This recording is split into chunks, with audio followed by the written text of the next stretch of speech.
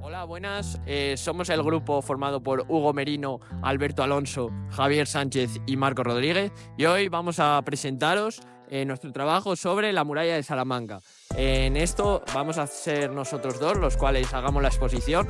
Yo haré primero la primera parte sobre los detalles de esta y Javier acabará con su conclusión y la parte de qué nos transmite la muralla. Esta muralla data del siglo III a.C. aproximadamente. Esta se dividía en dos zonas o dos recintos. El primer recinto data del siglo III a.C. y cubría lo que viene siendo la zona de lo que es hoy en día la Catedral Vieja de Salamanca. Y la siguiente zona, que sería la segunda zona, data del siglo XII después de Cristo, que ya en época medieval cubría lo que era la ciudad de Salamanca. Los materiales son únicamente dos materiales que podemos encontrar. Uno en mayor medida y otro en menor medida. El material, por ejemplo, más expuesto, que sería el de mayor medida, debido a que era más duro y sobre todo más caro de fabricar, sería las piedras de sillería. Y el material de menor calidad, menos resistente, estaría dentro de las zonas menos expuestas, es decir, en la zona interior de la muralla, y pues sería la mampostería. Luego, su estructura se basa principalmente en las torres de vigilancia como buena muralla y en las puertas de entrada a esta. Hoy en día no se conservan ninguna, a excepción de la puerta de Aníbal y la de San Pablo. Sus dimensiones varían, ya que pues únicamente conservamos este trozo de muralla, pero se suele más o menos decir o estimar que sean unas dimensiones parecidas a lo que viene siendo la ciudad de Salamanca, tanto en época romana como en posteriores siglos en la época medieval. Esta muralla a lo largo de la historia ha sufrido 3 intervenciones o rehabilitaciones. La primera sería en el año 2001 y duró hasta el 2003. Sería allí donde la parte superior de la muralla, en el jardín de Calisto y Melibea. Esto fue debido a que se intentó restaurar esa parte de la muralla y mejorar el acceso a las personas que querían visitar tanto el jardín de Calisto y Melibea como la muralla. La segunda intervención fue en el año 2008-2009 en los jardines de la Merced, que permitía el acceso a los estudiantes. Y la última remodelación que sufrió fue en el 2012 en la calle Rector Esperave, el cual supuso una gran polémica debido a que se intentó, conservar y restaurar parte de la muralla, pero esto afectó a la construcción de diversas casas, las cuales fueron tiradas.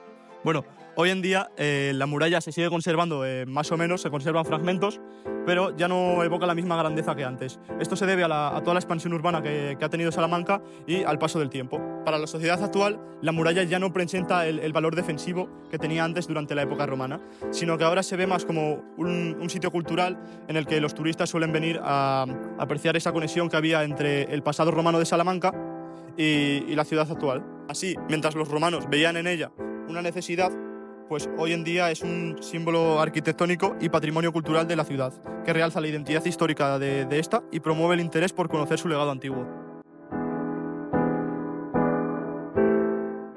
Buenas, estamos aquí en la iglesia San Juan de Bárbalos y esta iglesia os la va a presentar nuestro compañero Javier Sánchez Regalado y más tarde Hugo Merino Briñas, los cuales harán la primera parte de este trabajo, de este monumento y segunda parte respectivamente.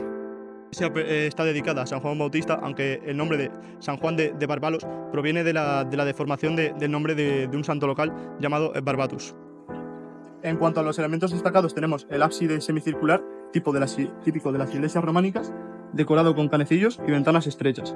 También podemos encontrar una portada románica, de arco de medio punto con decoración austera, y un interior sobrio, con una nave única y un diseño muy simple, destacando su funcionalidad litúrgica sobre la ornamentación. En cuanto al campanario, este es de pequeño tamaño, con un único cuerpo, y campanas ubicadas en el lado sur de la iglesia. La iglesia de San Juan de Barbalos fue fundada en 1150, en pleno siglo XII, durante la repoblación de Salamanca, la época más floreciente de su historia medieval. Fue fundada por los caballeros de la Orden de San Juan, de aquí el nombre. Evidentemente, como ha dicho mi compañero, Barbalos es una derivación errónea de la cultura popular, pues en realidad es Barbatos. Durante el siglo XVIII sufrió algunas remodelaciones y en el siglo XIX perdió su función principal de culto y se dio para otro tipo de usos distintos. En cuanto a las visitas, no es gratuito ni tampoco frecuente, sino que con ciertos permisos de las órdenes y así como con una cita previa, se puede llegar a visitar esto. Por otra parte, fue declarado bien de interés común y posteriormente en 1968 Patrimonio de la Humanidad por la UNESCO. Otra curiosidad es que, a pesar de ser una iglesia muy modesta, que no destaca entre los demás monumentos de la ciudad, Es una de las obras junto a San Mártir más antiguas del románico en Salamanca, por ello su importancia. Desde el siglo XII ha constituido una de las obras, como hemos dicho anteriormente, más importantes del románico en Salamanca. Y las características medievales que presenta es su robustidad, seriedad, sin embargo tiene algunos elementos ornamentales. En su día tuvo la función de acoger a peregrinos, lo cual nos dice mucho de su importancia social y su compromiso. Sin embargo, hoy en día, evidentemente, acoge las funciones de Eucaristía y celebraciones religiosas. Sin embargo, alberga otro tipo de eventos periódicamente organizados por las diócesis religiosas.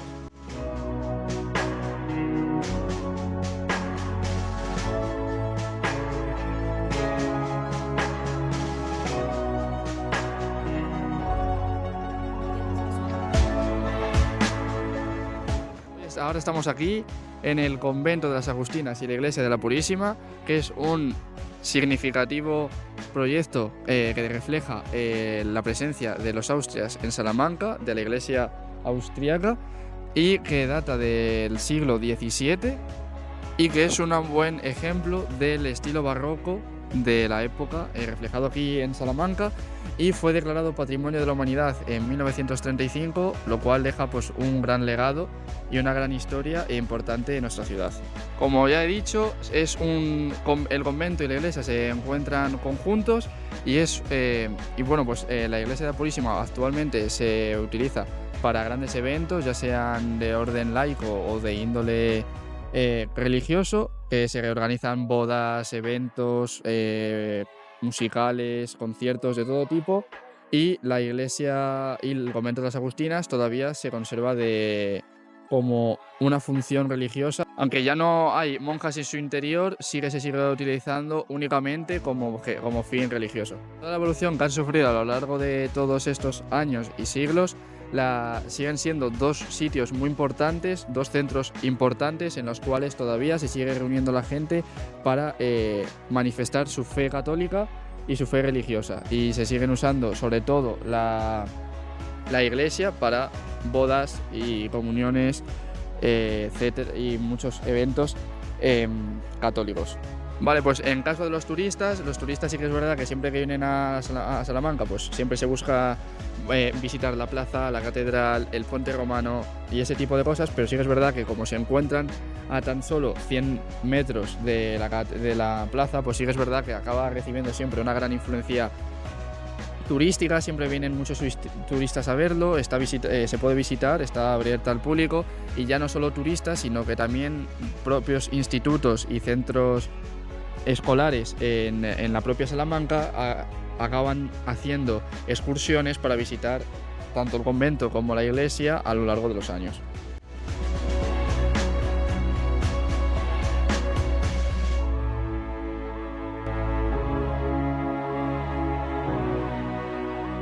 Y pues bueno, hasta aquí nuestro trabajo sobre los monumentos construidos hasta el siglo XVII en Salamanca, dados en clase, y espero que os haya gustado muchísimo y nos vemos en el trabajo del trimestre que viene.